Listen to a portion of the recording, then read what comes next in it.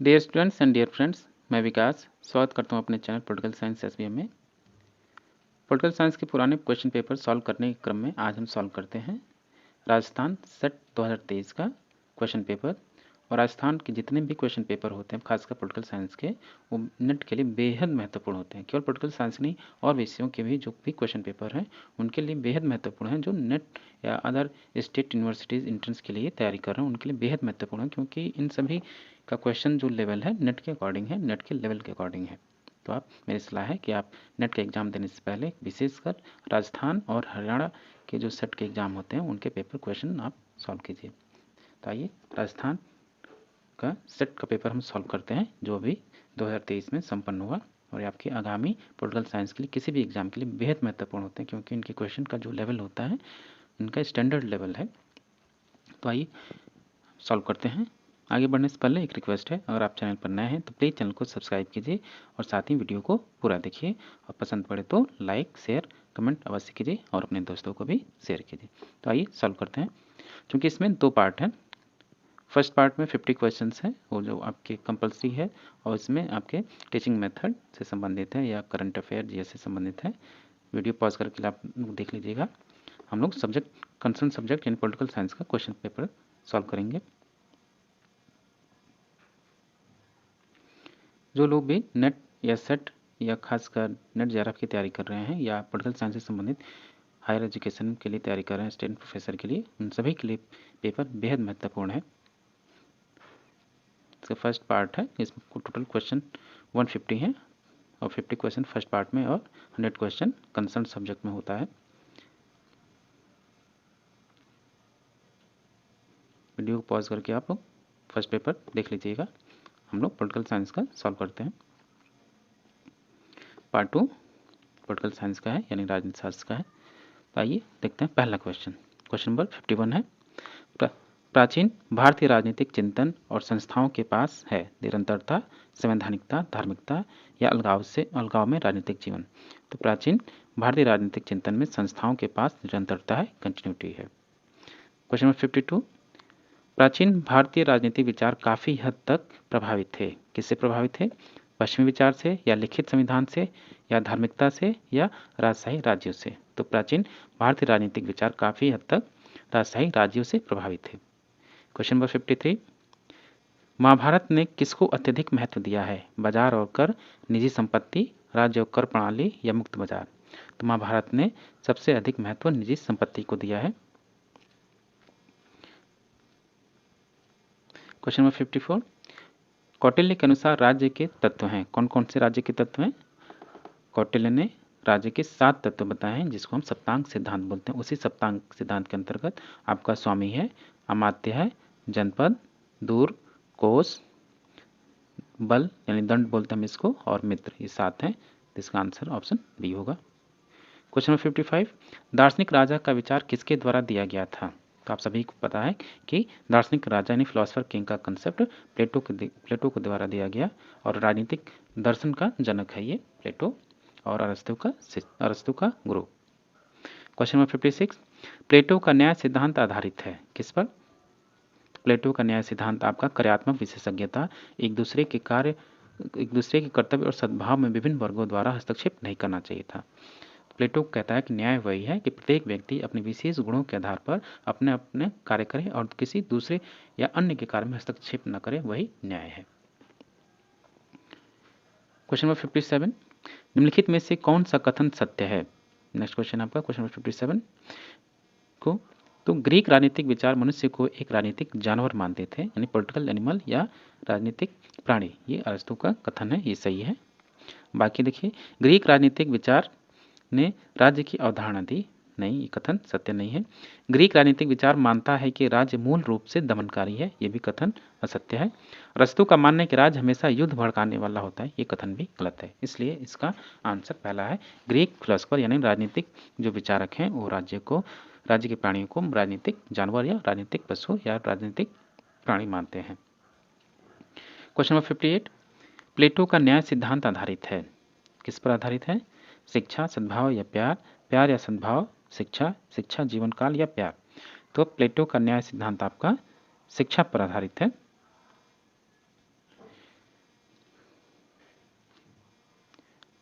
Question number 59, निम्नलिखित में से कौन सा कथन सत्य है?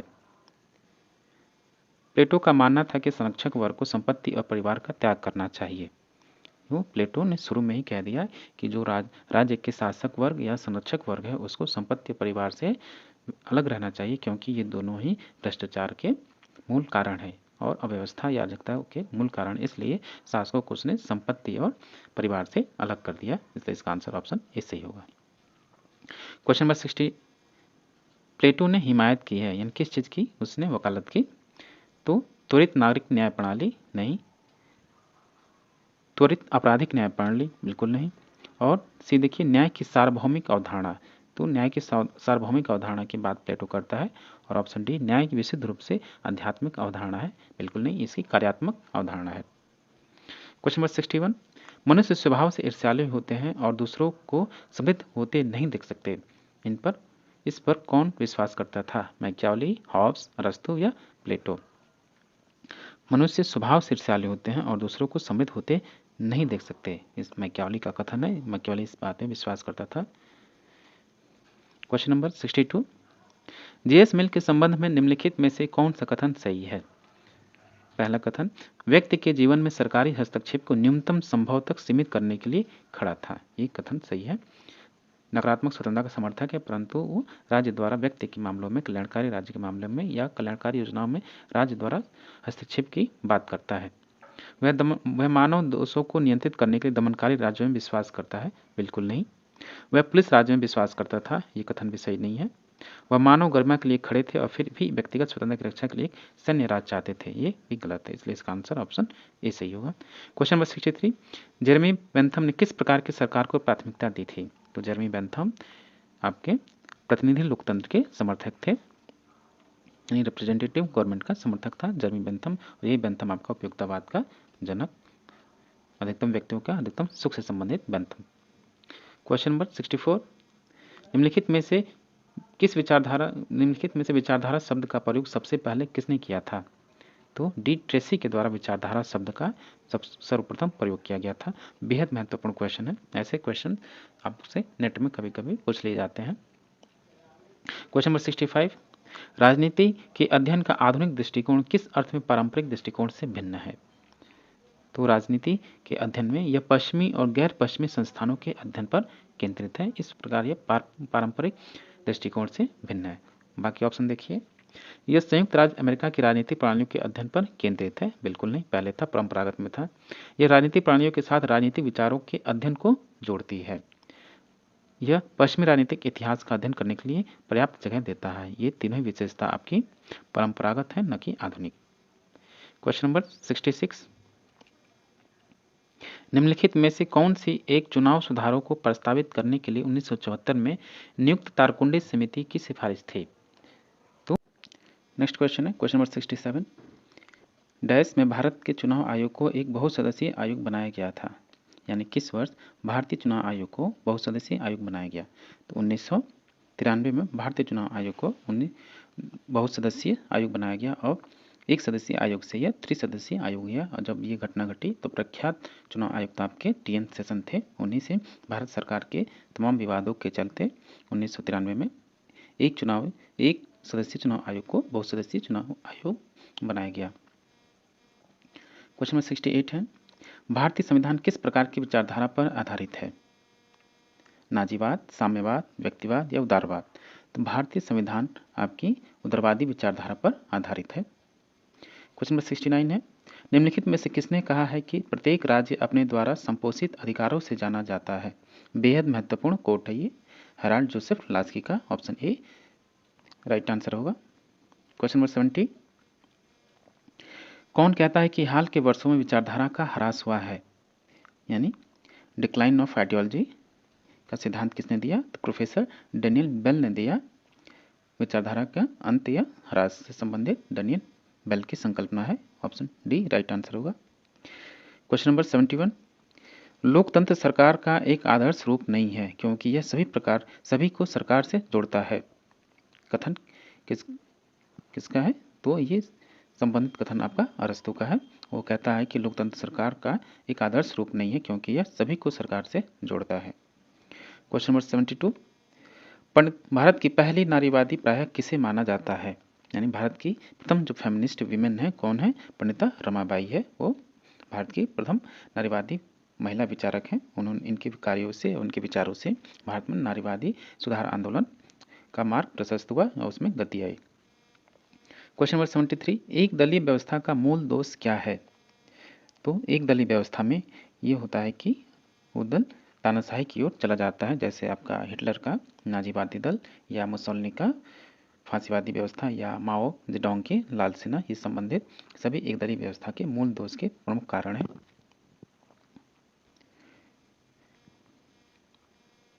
क्वेश्चन नंबर 74 है, भारत में नागरिकता अधिनियम कब पारित किया गया था? तो भारत में नागरिकता अधिनियम आपका 1955 में पारित किया गया था। ऑप्शन बी राइट आंसर होगा। क्वेश्चन नंबर 75 है, निम्नलिखित में से कौन सा सही है? तो सही है कौन सा? तो एक निरंकुश राज्य में नेता पार्टी या राज्य को हर चीज का आधार बनने के लिए आदर्श बनाया जाता है। एक निरंकुश राज्य में नेता पार्टी या राज्य को हर चीज का आधार बनाने के लिए आदर्श बनाया जाता है, ये सही है। Question number B, option B देखिए जरा, एक लोकतांत्रिक राज्य में समाज बुनियादी निर्माण खंड है, ये सही नहीं है। वो एक उदार राज्य में व्यक्ति को समाज के कल्याण के सब कुछ त्याग देना चाहिए, ये भी कथन गलत है, ये उल्टा बोल रहा।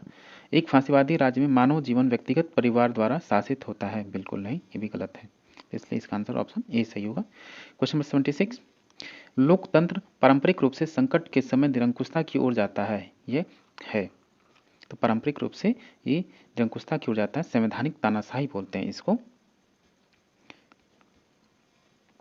क्वेश्चन नंबर 77, स्वतंत्रता एक सुव्यवस्थित समाज के अनुरूप न्यूनतम नियंत्रण और विनियमों के साथ वांछित चीजें करने का अधिकतम अवसर है, ये क्या है? यानी किस व्यवस्था की विशेषता है? तो स्वतंत्रता आपका सुव्यवस्थित समाज के अनुरूप न्यूनतम नियंत्रण लोकतंत्र में होता है और नियमों के साथ आप अपने कार्य अधिकतम करने के तरीके या अवसर प्राप्त कर सकते हैं, ये केवल लोकतंत्र में ही संभव है, इसलिए ऑप्शन बी राइट आंसर होगा। क्वेश्चन नंबर 78, तुलनात्मक प्रशासनिक समूह की स्थापना कब की गई? तो आपके कंपैरेटिव एडमिनिस्ट्रेटिव ग्रुप यानी CAG की स्थापना, इसको हम कंपैरेटिव एडमिनिस्ट्रेटिव ग्रुप, इसको हम शॉर्ट फॉर्म में CAG भी बोलते हैं पब्लिक एडमिनिस्ट्रेशन में। तो CAG की स्थापना 1960 में की गई। क्वेश्चन नंबर 79, सहभागी लोकतंत्र का अर्थ है? तो सहभागी लोकतंत्र का अर्थ आपका हित समूहों के माध्यम से नागरिकों की भागीदारी है, पार्टिसिपेटरी डेमोक्रेसी बोलते हैं इसको। नेक्स्ट क्वेश्चन है क्वेश्चन नंबर 80, निम्नलिखित कथनों में से कौन सा कथन सही है? ऑप्शन ए देखिए, पार्टी की जिम्मेदारी के माध्यम से सरकार लोकप्रिय नियंत्रण सबसे प्रभावी नहीं हो सकता है, ये कथन गलत है। ऑप्शन बी, लोकतंत्र मुक्त चर्चा की एक प्रक्रिया है जिसमें सभी लोग भाग ले सकते हैं, ये कथन आपका यूनानी व्यवस्था से वर्तमान तक प्रचलित है। ऑप्शन बी राइट आंसर होगा। बाकी ऑप्शन सी देखिए, शब्द कार्यपालिका सामाजिक संस्थानों पर अराजकतावादी राज्य नियंत्रण को संदर्भित करता है, ये कथन भी आपका गलत है। समाजवादी राज्य में बाजार पूरी तरह से अनियंत्रित होता है, बिल्कुल गलत है, इसमें नियंत्रित बाजार व्यवस्था होती है, इसलिए कथन गलत है। क्वेश्चन नंबर 81, डेविड ईस्टन के राजनीतिक व्यवस्था के मॉडल में क्या सही है? तो ऑप्शन ए, यह स्थायी है और किसी भी प्रकार के परिवर्तन के लिए प्रतिरोधी है, ये भी ऑप्शन गलत है, ये ऑप्शन गलत है। यह सामाजिक और सांस्कृतिक परिवेश में हुए परिवर्तनों की काफ़ी उदासीन है, ये कथन गलत है, बल्कि सक्रिय है। यह एक ऐसी प्रणाली है जहां लोगों के शासकों की इच्छा के अनुसार व्यवहार करने के अधीन किया जाता है, बिल्कुल गलत, इनपुट आउटपुट में ऐसा नहीं है। फीडबैक भी इसमें है। ऑप्शन डी, यह लगातार अपने वातावरण से चुनौतियों के अधीन है, ये कथन सही है। फीडबैक के रूप में इसकी चुनौतियां मिलती हैं, गेट कीपर्स हैं तमाम। क्वेश्चन नंबर 82 है, डेविड एप्टर सरकारों का वर्णन किस आधार पर करते हैं? तो डेविड एप्टर पदानुक्रम की डिग्री और मूल्यों की प्रणाली के आधार पर सरकारों का वर्गीकरण करते हैं। ऑप्शन ए राइट आंसर होगा। क्वेश्चन नंबर 83, रॉबर्ट डहल का राजनीतिक व्यवस्था का मॉडल एक स्कीमा प्रस्तुत करता है जिसे वास्तविक प्रणालियों को सामाजिक और राजनीतिक प्रक्रियाओं के बीच संबंधों की विविधता के अनुसार वर्गीकृत किया जा सकता है, ऐसा रॉबर्ट डहल का राजनीतिक व्यवस्था का मॉडल है जिसमें वो स्कीमा यूज करते हैं। नेक्स्ट क्वेश्चन है क्वेश्चन नंबर 84, गैब्रियल आमंड यानी G.A. आमंड के मॉडल में राजनीतिक व्यवस्था का वर्णन किया गया है, यानी गेरविल आमंड द्वारा दिया गया राजनीतिक व्यवस्था में किस प्रकार की राजनीतिक व्यवस्था का वर्णन किया गया है? तो कहते हैं कि भूमिकाओं को पूरा करने के संदर्भ में सभी राजनीतिक गतिविधियां इसमें शामिल हैं, यानी जिन संस्थाओं की जिनका भी इसमें भूमिकाएं हैं उन भूमिकाओं को वर्णित करते हैं, इसलिए इनका ऑप्शन ए सही होगा 84 का। 85 किसको क्या कब और कैसे मिलता है राजनीति में किसने कहा? बेहद महत्वपूर्ण कथन है ये, हेराल्ड डी लासवेल का कथन है ये, who gets what when how, ये कथन भी है और इनकी पुस्तक का नाम भी है ये। क्वेश्चन नंबर 86 है, सुशासन में शामिल है यानी गुड गवर्नेंस में क्या क्या चीज़ें शामिल हैं? तो लोक प्रशासन का प्रश्न है, तो लोक सुशासन में यानी गुड गवर्नेंस में आपका पारदर्शिता, जवाबदेहिता और कानून का शासन शामिल है। क्वेश्चन नंबर 87, व्यक्तिगत अधिकारों का कानूनी सिद्धांत पर आधारित है, यानी व्यक्तिगत अधिकार कानूनी सिद्धांत किस पर आधारित है? तो वो राज्य की शक्ति के संदर्भ में अधिकारों का विवरण है ये। क्वेश्चन 88 कि 1909 के भारत परिषद अधिनियम ने पहली बार क्या पेश किया? तो भारत परिषद अधिनियम 1909 के माध्यम से पहली बार भारत में सांप्रदायिक प्रतिनिधित्व का विस्तार हुआ या पृथक निर्वाचन प्रणाली के माध्यम से सांप्रदायिकता का बीजारोपण हुआ। 1909 बेहद महत्वपूर्ण है और 1919 के भारत शासन अधिनियम में इसका और विस्तार कर दिया गया। क्वेश्चन 89, प्रशासन में अपनी बेहतर स्थिति और अधिक भूमिका के पक्ष में विशेषज्ञों द्वारा दिया गया तर्क है। ऑप्शन ए, सामान्य के सभी नीति निर्माण निर्णयों के लिए उपयोगी नहीं है। ये कथन सही है। जो जर्नलिस्ट होते हैं, लोक प्रशासन का प्रश्न है ये, जो जर्नलिस्ट होते हैं नीति निर्माण के लिए, सभी नीति निर्माण के लिए उपयुक्त नहीं है। कई ऐसी नीतियाँ होती हैं जिनके लिए स्पेशलाइज्ड पर्सनालिटी चाहिए, जिसमें आपके जो जर्नलिस्ट होते हैं उसके लिए उपयुक्त नहीं होते हैं। ये कथन आपका सही होगा। बाकी कथन देखिए, जर्नलिस्ट यानी सामान्य सरकार की सामान्य नीति निर्माण के बारे में नहीं जानते हैं बल्कि जानते हैं, इसलिए कथन गलत है। विशेषज्ञ सरकार में निर्णय लेने की प्रक्रिया को तेज कर सकते हैं, ऐसा कुछ नहीं है। तेजी से तकनीकी विकास के वर्तमान परिदृश्य में सरकार को समन्वयों की आवश्यकता नहीं है, ऐसा भी नहीं है। जर्नलिस्ट ही आजकल की आपका प्रशासनिक व्यवस्था, संपूर्ण प्रशासनिक व्यवस्था जो है जर्नलिस्ट ही देखते हैं। क्वेश्चन नंबर 90 है, 73वें और 74वें संविधान संशोधन अधिनियम के तहत किन संस्थाओं की स्थापना की जानी है? तो 73वें और 74वें संविधान संशोधन के तहत एक राज्य का वित्त आयोग होगा, जिला योजना समिति होगी और महानगर योजना समिति होगी।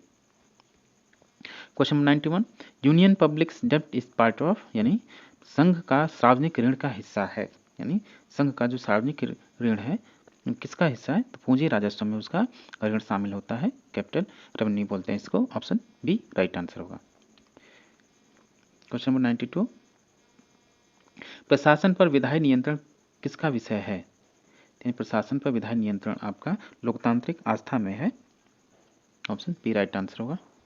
क्वेश्चन नंबर 93, पंचायतों द्वारा खातों के रखरखाव और ऐसे खातों के लेखा परीक्षा के संबंध में प्रावधान कौन करता है? तो राज्य का विधानमंडल, यानी राज्य की जो विधायिका है ऐसे वो बंद कर सकती है। ये ऑप्शन बी राइट आंसर होगा। क्वेश्चन नंबर 94, निम्नलिखित में से कौन सा बजटिंग का सही सिद्धांत है? बजट निर्माण में उसका कौन सा बेहतर सिद्धांत हो सकता है? तो जो आपका अनुमान राजस्व है, अनुमान राजस्व के आधार पर होना चाहिए। जितना भी आपका अनुमान है बजट का वो राजस्व के आधार पर होना चाहिए। ऑप्शन डी राइट आंसर होगा। क्वेश्चन नंबर 95, निम्नलिखित में से किस अधिनियम ने भारत में चुनाव के सिद्धांत की शुरुआत की? तो 1892 के अधिनियम ने, यानी भारत परिषद अधिनियम 1892 के द्वारा भारत में चुनाव के सिद्धांत की शुरुआत की। क्वेश्चन नंबर 96, लोक प्रशासन में सिस्टम दृष्टिकोण को इस रूप में भी जाना जाता है, तो इसको हम मॉडर्न अप्रोच बोलते हैं। आधुनिक सिद्धांत के तहत भी जाना जाता है सिस्टम यानी व्यवस्था उपागम को। क्वेश्चन नंबर 97 है, शब्द के लोकप्रिय होने से बहुत पहले व्यवहारिक वैज्ञानिक के रूप में किसे माना जाता है? कौन माना जाता है वैज्ञानिक के रूप में? तो जो आपके एल्टन मेयो हैं, ये बहुत पहले से व्यवहारिक वैज्ञानिक के रूप में माना जाता है इनको, एल्टन मेयो को।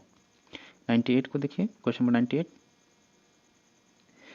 लोक प्रशासन में सत्ता के कौन से स्रोत हैं? तो लोक प्रशासन में सत्ता के स्रोत तो आपके संविधान है और प्रतिनिधान मतलब डेलीगेशन है और लॉ है, यानी संविधान, प्रतिनिधान और कानून सत्ता के स्रोत हैं। क्वेश्चन नंबर 99, मैक्स वेबर के अनुसार प्राधिकार को वर्गीकृत किया गया है, बेहद महत्वपूर्ण। वो प्राधिकार को मैक्स वेबर आपका 3 प्रकार के प्राधिकार की बात करता है, पारंपरिक और करिश्माई और कानूनी सत्ता। इन तीनों में सबसे बेहद महत्वपूर्ण वो लीगल और रेशनलिटी अथॉरिटी को तवज्जो देता है। क्वेश्चन नंबर 100, लोक प्रशासन में विकेंद्रीकरण की योग्यता क्या है? तो लोक प्रशासन में विकेंद्रीकरण की योग्यता है, किन आधारों पर विकेंद्रीकरण है?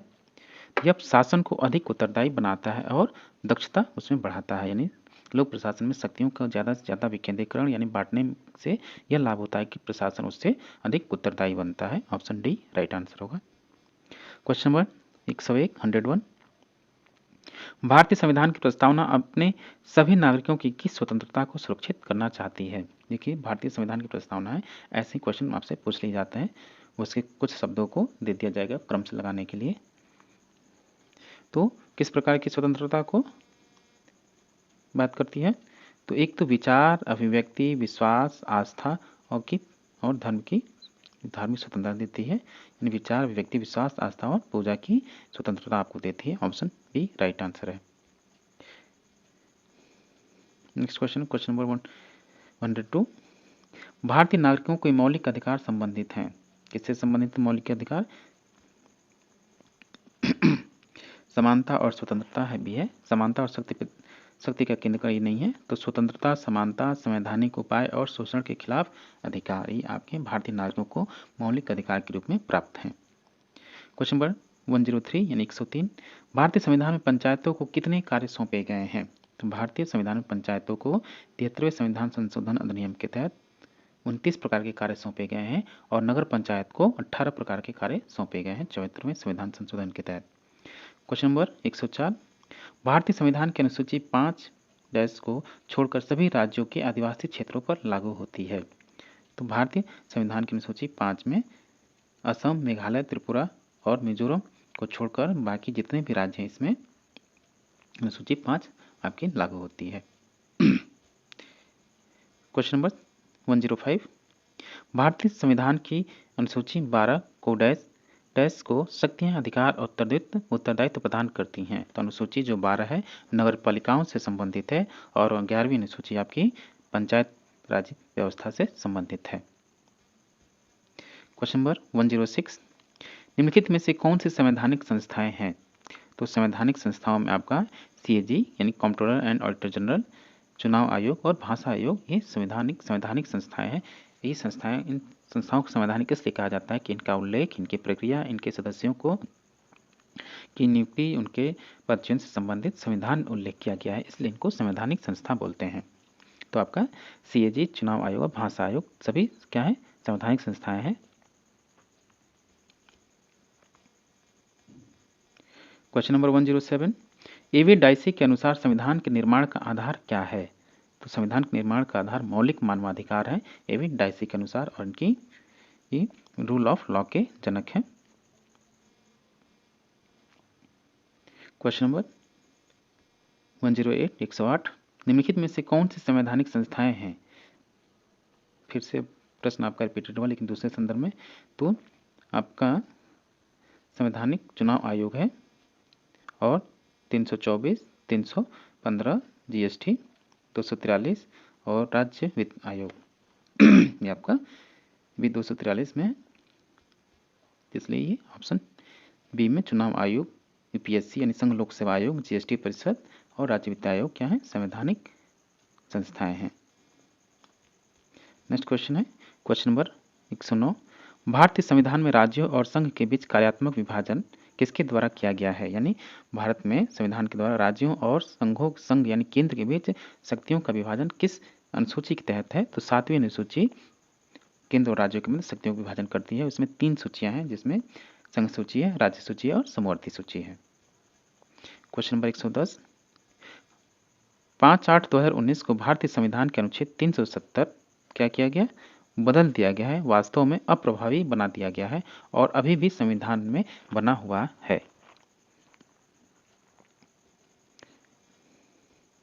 नेक्स्ट क्वेश्चन है क्वेश्चन नंबर 111, किसके लिए संविधान में संशोधन करने की संसद की शक्ति राज्यों द्वारा प्रतिबंधित है? यानी संविधान में संशोधन करने की संसद की शक्ति राज्यों द्वारा प्रतिबंधित है। यानी अनुच्छेद 54, अनुच्छेद 55, अनुच्छेद 73, 162 और अनुच्छेद 241। इनमें जो भी संशोधन करना होगा राज्यों की विधानसभाओं की सहमति है, इसको हम विशेष बहुमत बोलते हैं या विशेष संशोधन बोलते हैं। क्वेश्चन नंबर 112, आसियान के सदस्य देशों ने किस खतरे के बारे में एक आम धारणा साझा की है? तो आसियान के देशों ने साम्यवादी खतरा से एक आम धारणा साझा की। क्वेश्चन नंबर 113, विश्व व्यापार संगठन के ढांचे के भीतर भारत ने किस लिए लगातार प्रयास किया है? तो अमीर देशों द्वारा कृषि सब्सिडी में कमी करने के लिए भारत लगातार विश्व व्यापार संगठन में ये आवाज़ उठाता रहा कि अमीर देशों द्वारा कृषि में जो सब्सिडी है कम की जाए। क्वेश्चन नंबर 114, 2013 में विश्व व्यापार संगठन में भारत द्वारा किस संधि को अस्वीकार कर दिया गया? तो TFA को, यानी व्यापार सुविधा समझौता को उसने स्वीकार कर दिया। क्वेश्चन नंबर 115, अंतर्राष्ट्रीय राजनीति में किस संगठन को विश्व सरकार की बैकडोर एंट्री के रूप में कहा जाता है? तो विश्व सरकार की बैकडोर एंट्री के रूप में हम विश्व व्यापार संगठन को जानते हैं। क्वेश्चन नंबर 116, निम्नलिखित कथनों में से कौन सा सही है? तो भारत के पास आसियान, चीन और सार्क के साथ व्यापार अधिशेष है, बिल्कुल गलत है। चीन के साथ तो घाटे में है, गलत है। संयुक्त राज्य अमेरिका और यूरोपीय संघ के साथ भारत का व्यापार घाटा है, संयुक्त राज्य अमेरिका के साथ व्यापार इसका सरप्लस में है, इसलिए ऑप्शन बी भी गलत है। भारत के पास संयुक्त राज्य अमेरिका और यूरोपीय संघ के साथ व्यापार अधिशेष है, ये सही है। भारत का संयुक्त राज्य अमेरिका, यूरोपीय संघ, चीन और आसियान के साथ व्यापार घाटा है, अमेरिका के साथ तो और यूरोपीय यूनियन के साथ तो व्यापार अधिशेष है, इसलिए ऑप्शन डी भी गलत हो जाता है। क्वेश्चन नंबर 117, निम्नलिखित कथनों में से कौन सा सही है? विश्व व्यापार में भारत की हिस्सेदारी 1991 से बढ़ रही है। ये बात सही है, क्योंकि इस टाइम आपने LPG अपनाया, लिबरलाइजेशन, प्राइवेटाइजेशन और ग्लोबलाइजेशन और डी लाइसेंसिंग की प्रक्रिया आरंभ की और निजी हस्तक्षेप आपने स्वीकार किया, इसलिए व्यापार बढ़ता गया। लोकतंत्र में लोक जवाबदेही की मांग कैसे करते हैं? क्वेश्चन नंबर 118 ये, लोकतंत्र में जवाबदेही की मांग कैसे किया जाता है? तो नागरिक समाज कार्यों के माध्यम से जवाबदेही तय की जाती है। क्वेश्चन नंबर 119, राष्ट्रीय हरित न्यायाधिकरण यानी ग्रीन ट्रिब्यूनल की स्थापना कब हुई? 2010 में हुई।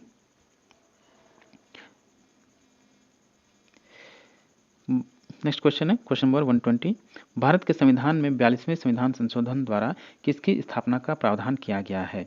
तो 42वें संविधान संशोधन के द्वारा प्रशासनिक न्यायाधिकरण यानी एडमिनिस्ट्रेटिव ट्रिब्यूनल की स्थापना की गई। 42वां संविधान संशोधन बेहद महत्वपूर्ण है, क्योंकि इसको मिनी कॉन्स्टिट्यूशन के नाम से भी जानते हैं। क्वेश्चन नंबर 121 है, रॉबर्ट डहल लोकतंत्र के साथ कैसा व्यवहार करते हैं?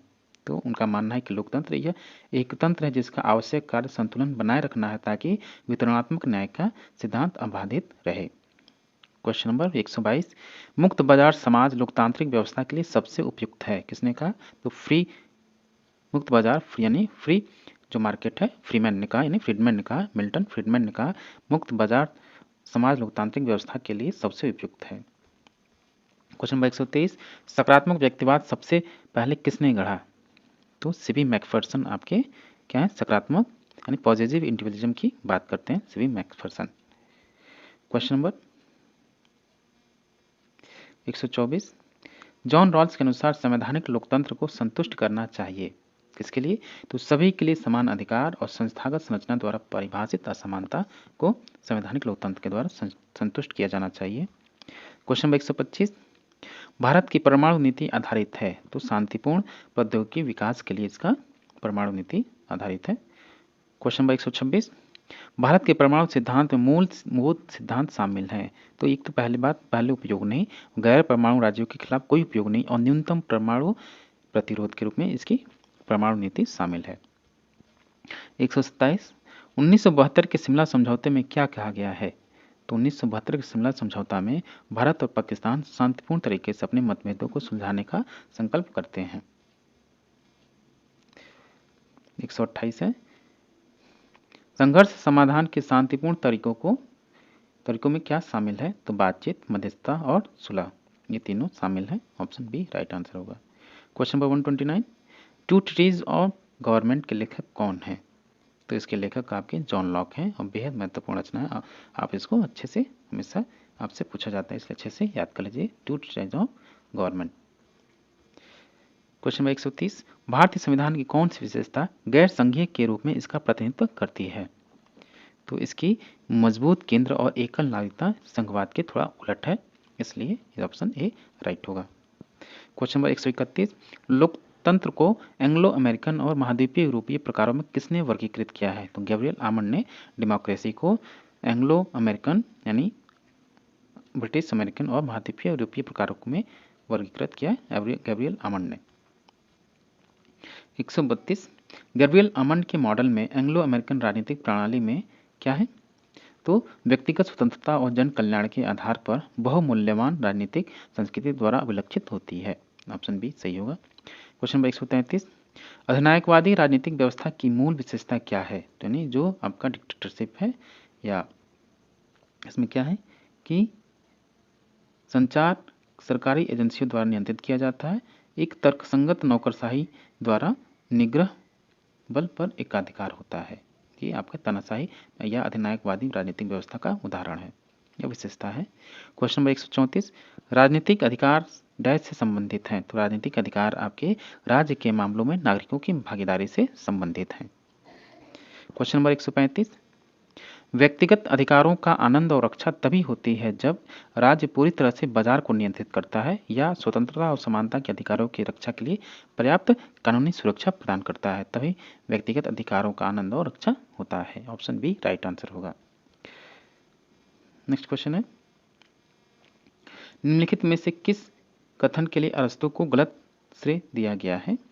तो राज्य एक जैविक प्रकृति है यानी ऑर्गेनिक स्टेट है, सही है। राज्य मनुष्यों द्वारा अपने कल्याण के लिए बनाई गई एक तर्क संगत संस्था भी सही है। राज्य सभी संघों में उच्चतम है, ये भी सही है। डी, राज्य एक दिव्य रचना यानी राज्य एक दैवी यानी ईश्वरकृत रचना है, जो कि गलत है, इसमें नहीं मानता है वो, इसलिए इसका आंसर ऑप्शन डी सही होगा। क्वेश्चन नंबर 137, किस संवैधानिक प्रावधान के तहत भारत में पंचायती राज निकायों के चुनाव किए जाते हैं या होते हैं?